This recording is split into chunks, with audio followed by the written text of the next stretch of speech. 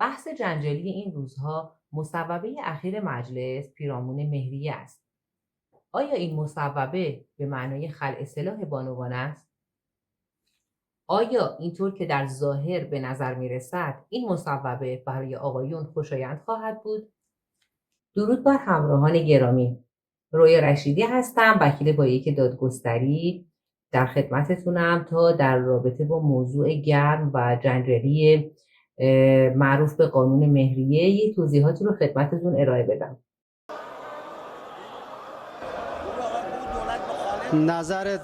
نظر دولت مخالفه، کمیسیون نظری نداره. همکاران عزیز در رأیگیری مشارکت بفرمایید.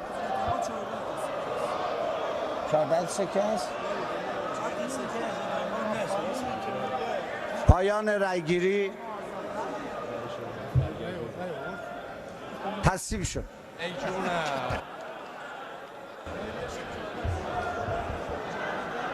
با پیشنهاد بعدی رو قرائت جناب آقای آذری، پیشنهاد بعدی را میفرمایید؟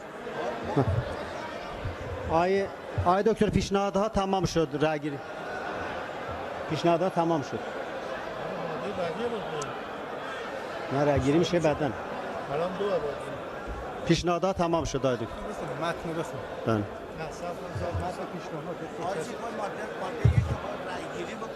بله. متنی که رأی آورد اضافه میشه به ادامه متن. هرگاه مهریه در زمان وقوع عقد تا 14 سکه تمام بهار آزادی یا معادل آن باشد، وصول آن مشمول مقررات ماده 2 قانون اجرای محکومیت‌های مالی است. چنانچه مهریه بیشتر از این میزان باشد، در خصوص مازاد فقط ملاءت زوج ملاک پرداخت است.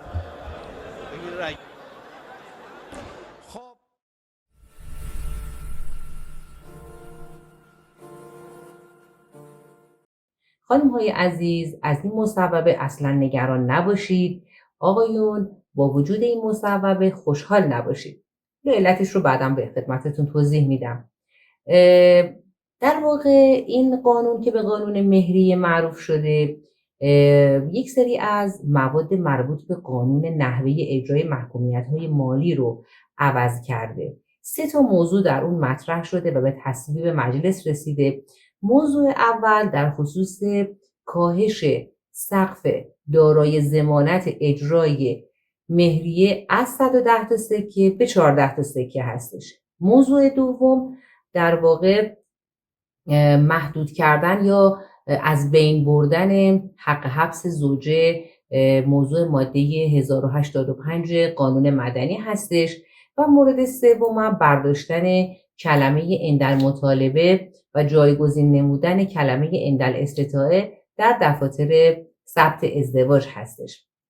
مهریه بیشتر از 14 تا سکه دیگه ضمانت اجرایی حبس و زندان نداره و برای کمتر از اون هم دیگه زندان نمیندازن و پابند الکترونیکی میدن.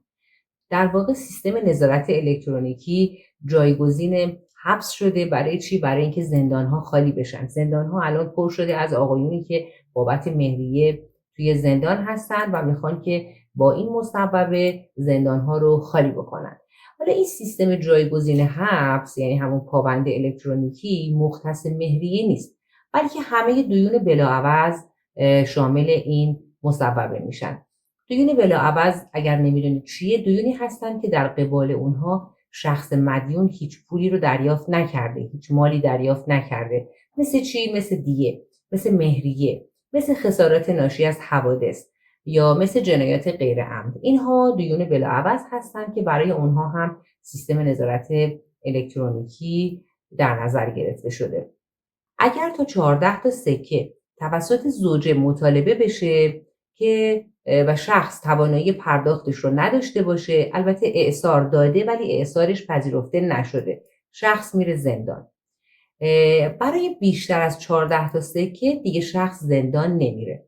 حالا یه لطفی کردن، یه استثناء اینجا قائل شدن. گفتن اگر که زوجه بیشتر از 14 تا سکه رو مطالبه بکنه و مرد تمکن و توانایی مالی داشته باشه برای پرداختش، ولی به قصد فرار از دین بیاد چیکار کنه؟ اموالش رو به دلار به یورو به سایر ارزها تبدیل بکنه یا اینکه به اشخاص ثالث به صورت سوری منتقل بکنه، چون مشمول فرار از دین شده، این شخص علیرغم اینکه برای مطالبه بیشتر از 14 تا سکه زندان نمیرن، ولی این شخص زندانی میشه.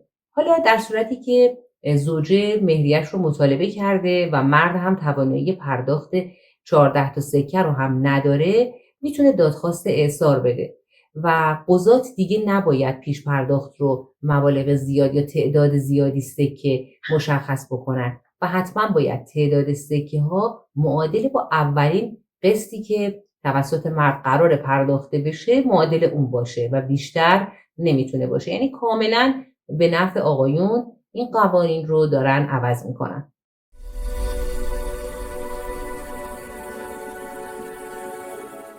حالا چرا میگم خانم ها نگران نباشید، آقایون خوشحال نباشید؟ برای اینکه در ویدیوی بعدی به خانم ها راهکارهای مقابله با این مصوبه رو حتما خدمتشون میگم و در مورد آقایون که گفتم خوشحال نباشید، این هستش که این هنوز فعلا در مجلس به تصویب رسیده، به قانون هنوز تبدیل نشده. اول باید توسط شورای نگهبان و رئیس جمهور امضا بشه و بعد از اون به قانون تبدیل بشه و اجرایی بشه. پس هنوز به مرحله اجرا در نیومده. من موکلینی داشتم که برای من SMS های همسراشون رو فوروارد کردن که گفتن آره قانون جدید مهریه تصویب شده و ما میخوایم فردا لایحه بزنیم به شعبه مثلا اینجوری، و این که بگم نه هنوز این اجرایی نشده، شما نمیتونید استناد بکنید به این مصوبه مجلس. و اینکه آقایون فکر نکنن که استفاده از پابند الکترونیکی خیلی مورد بهتر از حبس هستش، چرا که تا یه مسافت محدودی رو میتونید تردد داشته باشید. اگر از اون مسافت خارج بشید دردسرهای خاص خودشو داره و با شما تماس میگیرن. اگر تماستون رو پاسخ ندید ممکن هست که شما اصلا توی جلسه مهمی باشید و نیروهای پلیس میان و اونجا ممکن هستش که به آبروی شما خدشه‌ای وارد بشه و اینکه استخر نمیتونید برید، برای حمام رفتن با مشکل مواجه هستید.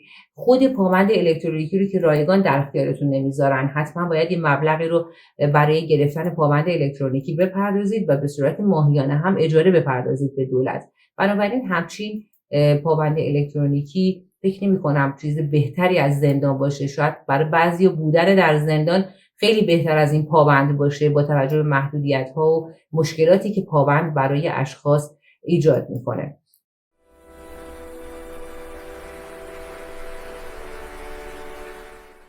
موضوع دومی که میخوام در رابطه با این مصوبه مجلس مطرح شده در رابطه با ماده 1085 قانون مدنی هستش، یعنی حق حبس زوجه. و این قانون میگه چی؟ میگه که زمانی که عقد نکاح منعقد میشه، زن میتونه تمکین نکنه و بگه که من تا کل مهریه‌مو نگیرم تمکین انجام نمیدم و مرد مجبور بود که تو کلیه اقساط مهریه رو بپردازه یا اگر مهریه رو میتونست به صورت کامل بپردازه و بعداً زن از اون تمکین میکرد.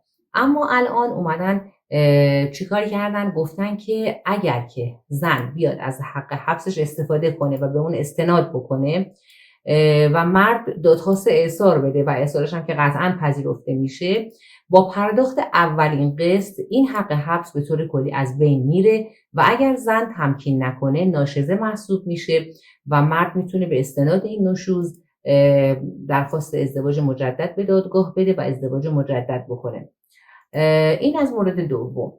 مورد سوم که قبلا هم خدمتتون گفتم این هستش که اومدن دیگه مهریه رو عندالمطالبه نکردن، یعنی عندال استطاعتش کردن. گفتن اگر مرد توان مالی داشت میپردازه، اگه توان مالی نداشت نمیپردازه و دیگه توی دفاتر ثبت ازدواج کلمه عندالمطالبه به طور کامل حذف میشه و به جاش عندال استطاعه میذارن.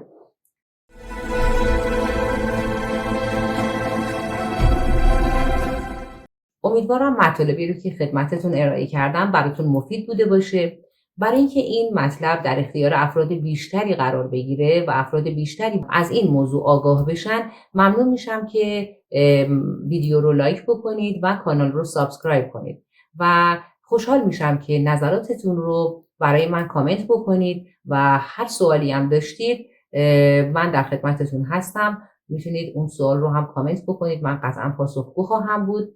روز و روزگاران بر شما خوش باد. تا درود دیگر، بدرود.